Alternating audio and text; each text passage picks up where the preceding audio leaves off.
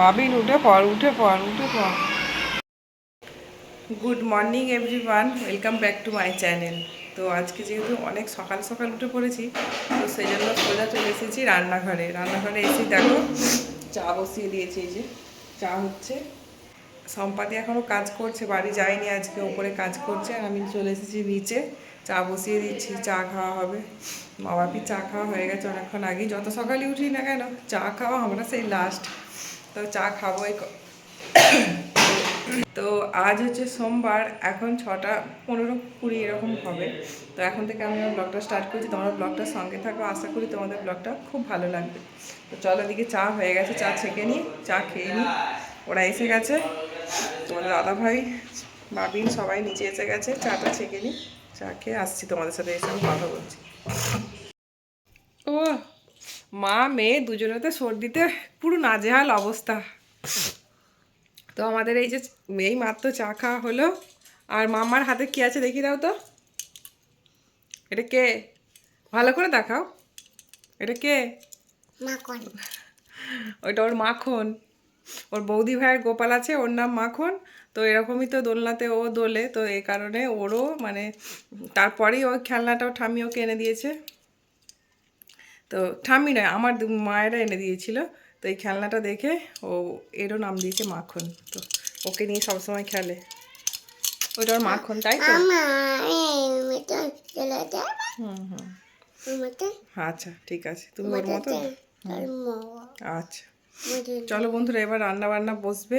অনেকটা বেলা হয়ে গেছে, কটা বাজছে দেখো, 7:40 হয়ে গেল এদিক ওদিক করতে করতে। মামা একটা গান শুনিয়ে দাও তো বন্ধুদের। হ্যাঁ, একটা গান করো। চলো, তুমি পাপার কাছে যাও ওপরে, আর আমি রান্না বান্না বসাই, আনাজ কাটি। চলো। হুম হুম হুম, নে যা, পাপার কাছে উপরে চলে যাও। আস্তে আস্তে যাও, আস্তে আস্তে যাও। হ্যাঁ যাও, পাপার কাছে বসো। তো আমাদের এই যে রান্না হবে পুঁই শাক, তারপরে ফ্রিজে মাছ আছে, বের করি। মাছের ঝোল আর পুঁই শাকের তরকারি আজকে দুপুরে, এটাই মেনু। এই যে কাঁকরোল আলু ভাজা। কাঁকরোলটা ভাজা হবে, ছিল ফ্রিজে, নষ্ট হয়ে যাবে, এই কারণে কাঁকরোলটা ভাজা করে নিয়েছি। এখনও অনেক করলা আছে, তো কাঁকরোলটা যেহেতু ভাজা করছি ওই জন্য করলা ভাজছি না। আর মেয়ের জন্য, ছেলে মেয়ের জন্য একটা আলু ভাজা করছি। আর এই যে মাছ ছিল ফ্রিজে, মাছের ঝোল হবে। আর এই তো শাক এখানে ধোয়া আছে, শাক। এদিকে আমি কড়াইও বসিয়ে দিয়েছি। চলো ছটফট এবার রান্নাবান্নাটা সেরে ফেলি। প্রত্যেকটা দিন একই ধরনের কাজ, একই রান্না বান্না, আর ভালো লাগে না। ডেলি তাও কি করব, খেতে হবে, রান্না করতেও হবে, তাই না? এদিকে টাইমেরও ব্যাপার আছে আমার, কারণ ওদেরকে তো খেয়ে দিয়ে স্কুলে পাঠাতেই হবে। আর এদিকে তো রান্না বান্না করছে, আর মাঝে মাঝে এরকম মানে মনে মনে বিরক্তও লাগে একটা, সেটাই বলছি যে ডেলি ডেলি একই কাজ করতে ভালো লাগে না। যদি একটু কাজটা অন্য ধরনের করা যায়, যদি একদিন রান্না থেকে ছুটি পাওয়া যায়, অন্য কিছু কাজ করা যায়। যদিও দুপুরে রান্নাটাই মেন আমাকে করতে হয়, রাতের দিকে সবটা তো করতে হয় না। তোমরা দেখেছো, হয় আমার শ্বশুরমশাই করে, নয় শাশুড়ি করে, বা আমিও করি মাঝে মধ্যে। চিকেন টিকেন রাতের দিকে বেশি হলে তখন আমিই করি। তোমাদের দাদাভাইও হেল্প করে, কিন্তু সেই আসলে শরীরটা খারাপ তো, মানে সব কিছুতেই একটা বিরক্ত ভাব আছে আর কি। মানে কোনো কাজই মানে ফ্রিভাবে করতে পারছি না যেন, এটাই আর কি।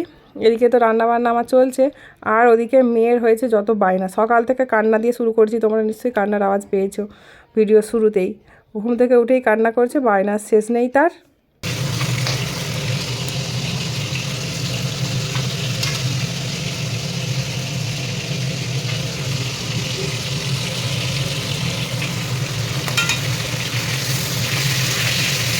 তো এইদিকে আমার সমস্ত রান্নাবান্না হয়েই এসেছে, এই যে সব কমপ্লিট করে ফেলেছি। এবার তোমাদের দাদাভাইকে আর বাবিনকে দুজনকেই খেতে দিয়ে দেবো, ওরা খেয়ে দিয়ে স্কুল যাবে। বাবিনকে খেতে বসিয়ে দিয়ে তোমাদের দাদাভাইয়ের ভাতটা এই যে বেড়ে নিয়েছি, আর ও খাচ্ছে। ও খেলে তারপরে আমিও মুড়ি বেড়ে নিয়েছি, ওই যে দেখতে পাচ্ছ থালাতে, আমিও কিন্তু মুড়ি খাবো। আর বাবিন এদিকে রেডি হয়ে গেছে, স্কুল বেরিয়ে যাবে, কারণ ও তো টোটোয় যাবে। তোমার দাদাভাই তো, আর দুজন অপোজিটে যেহেতু যাই, সে কারণে না খুব অসুবিধা হয়। তোমাদের দাদাভাই যে স্কুল যাবার সময় ওকে একটু ছেড়ে দিয়ে যাবে, সে আর উপায় নেই। ওকে মাঝে মাঝে হয়তো খুব লেট হয়ে গেলে বাবিনে, তখন দিয়ে আসে, আবার ও স্কুলে যায়, তো এরকমটা হয়। আর মেয়েকে দেখেছো, পাপার পিছন পিছন লাইন দিয়েছে। ও ঠিক একদম নজরে রাখে কখন ওর পাপা স্কুলে যাবে, ও একদম রেডি হয়ে থাকে, পুরো গেটের কাছে দাঁড়িয়ে থাকে, সোজা বেরিয়ে যায় একেবারে একদম গেটের মুখে দিয়ে ওকে, যাতে ওর পাপাকে ধরতে পারে। তো বাইকে ও বসে গেছে, এখন আমি ওকে নিয়ে আসবো। তো তারপরে দেখো মেয়েকে স্নান করিয়ে আমিও স্নান করে চলে এসেছি, ওকে ঘুম পাড়িয়ে দিয়ে তারপরে স্নানে গিয়েছিলাম, কারণ স্নান করা আছে, পুজো করা, ঠাকুরের বাসন মাজা, আর আমার কাছে যে গণটা আছে আমার মাতাজি মায়ের কাছে, তোমরা দেখেছো গণকে মানে পরিষ্কার করে একটু ভালো করে গাটা পরিষ্কার করে দিয়েছি, ও সিংহাসনটা পরিষ্কার করে দিয়েছি। একটু টাইম নিয়ে আজকে সময় লাগলো পুজোটা করতে। তো তারপরে সিঁদুর টিঁদুর পরলাম, চুল আঁচড়ালাম। আর এই যে কানের টাপটা পরলে না মানে আমার বড্ড কানে লাগে, ওই জন্য কানেরটা খুলে রাখি, আবার পরে সকালের দিকে পরে নিই। তো বন্ধুরা, এই যে মেয়েকে ঘুম পাড়িয়ে দিয়েছি, দেখতেই পাচ্ছ ঘুমাচ্ছে কেমন। আজকে একটু টিপটা বড় করে পরিয়েছি, মুখটা ভালো লাগবে দেখতে, সবসময় তো ছোটো ছোটো করে টিপ পরায়। তো যাই হোক, সকাল থেকে সেই কাজকর্ম করে এই মাত্র একটু বসতে টাইম পেয়েছি। কটা বাজছে দেখো, পুরো একটা, দেখো পুরো একদম কাটায় কাটায় একটা। এরপরে নিচে যাব, ভাত বেড়ে নিয়ে আসবো, ওপরেই খাওয়া দাওয়া করবো। যেহেতু মেয়ে এখানে ঘুমোচ্ছে তাহলে ভাত তো আমাকে এখানেই নিয়ে আসতে হবে। তো ভাত নিয়ে আসতে যাব, তার আগে ছাদের থেকে জামা কাপড়গুলো তুলে নিয়ে আসবো। আজকে প্রচণ্ড রোদ দিয়েছে, সমস্ত জামা কাপড় শুকিয়ে গেছে। তো সব জামা কাপড়গুলো তুলে নিয়ে আসবো, যে কটা যদি একটু ভিজে থাকে তাহলে এতে নিয়ে সিঁড়ির গিলের মধ্যে মেলে দেবো।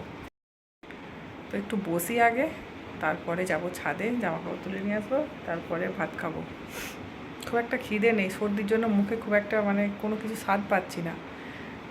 তো যাই হোক, ভাত তো খেতেই হবে, খেয়ে একটা প্যারাসিটামল খাবো, তারপর একটু রেস্ট নেবো। তো চলো আবার পরে আসছি। ছাদের থেকে জামা কাপড় তুলে নিয়ে চলে এসেছি, এসেই দেখো ভাত বেড়ে নিয়ে চলে এসেছি ওপরে। আর ভয়েসটা দিয়েছি আমি আস্তে আস্তে কথাটা বলেছি, সেই কারণে আমাকে আবার নতুন করে ভয়েস দিতে হচ্ছে, কারণ ওই শোনা যাচ্ছিল না। জোরে যে কথা বলবো, মেয়ের যা ঘুম মানে এতটাই ঘুম পাতলা, একটু আওয়াজ করলেই সঙ্গে সঙ্গে উঠে যায়, ওই জন্য জোরে জোরে তোমাদের সাথে কথা বলতে পারিনি। তার উপর ফ্যানটা চলছিল, তো এই কারণে আমাকে আবার নতুন করে ভয়েস দিতে হচ্ছে ভিডিওতে। তো কেয়ার করা যাবে, চলো এবার ভাত খেয়ে নিই।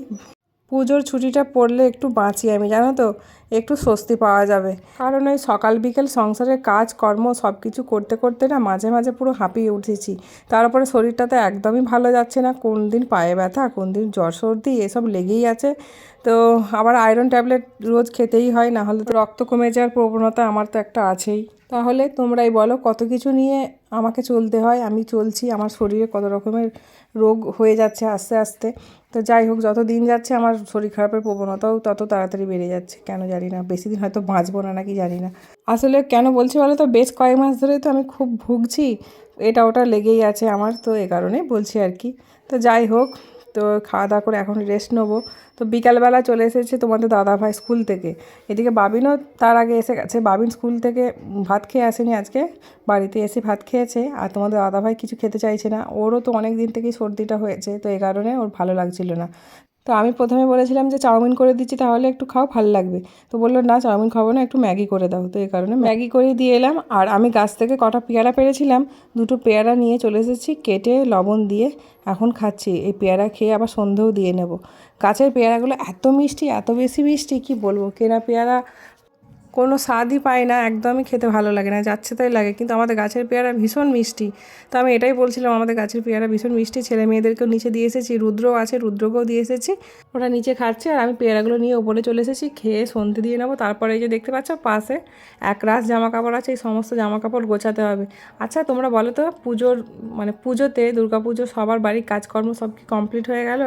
যেমন আমার তো কিছুই হয়নি, সবই বাকি আছে, কবে হবে বাবা কে জানে, পুজো তো চলেই এলো। এখান থেকে পুরো বাচ্চা ছেড়ে লাগছে, আমি নেমে যাই, দাঁড়াও।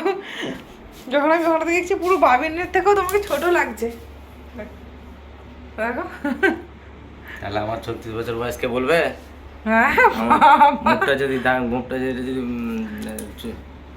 বুঝবে তুই, দাড়িটা এটা কাজে কেটেছে বলে তোমার এরকম লাগছে। তুই এটা কি বুড়িটা কোথায় আছে, বুড়িটা ছেড়ে নিচ্ছে বলবে, দেখো না। আসলে ও কিছুক্ষণ আগেই সেভিং করে এসছে, তো চুলটাও একটু কেটেছে, তো এ কারণে ওরকম বলছে জানো তো। মানে দাড়ি টাড়ি কিছু নেই তো, মুখটা একদম ফ্রেশ লাগছে। তো এই জন্যই বলছি ওকে বাচ্চা ছেলের মতো লাগছে। আসলে মানে নিচে বসে আছে তো, আর আমি তো বিছানা থেকে ফোনটা অন করেছি, তো এই কারণে। তো যাই হোক, আমরা এরকম হাসি মজা করতেই থাকি। আর এই যে সন্ধ্যাবেলায় নিচেতে তোমাদের দাদাভাই বাবিনকে পড়াচ্ছে, এত গরম। এই গরমটা হলো যত কাল, মানে শরৎকাল পড়ে গেছে, দেখো শরতের কোনো কিছু বিন্দুমাত্র কোনো আভাস নেই। আর প্রচণ্ড গরম, এসি চালাতে হচ্ছে, আবার এসি বেশিক্ষণ চালানো যাচ্ছে না, গায়ে একটা ঢাকা চাপা দিতে হচ্ছে। আর বিছানা এরকম ঘেঁটে ঘা হয়ে যাচ্ছে রোজ দুপুরে। মা মেয়ে দুজনে হাতে মিলে ঘুমায় দুপুরবেলা, তো তাও আমাদের বিছানা দেখো কত অগোছালো। ওরা স্কুল থেকে এসেই বাবিন একদম তো পুরো লাফা, এই বিছানাতেই ওর পছন্দ যত।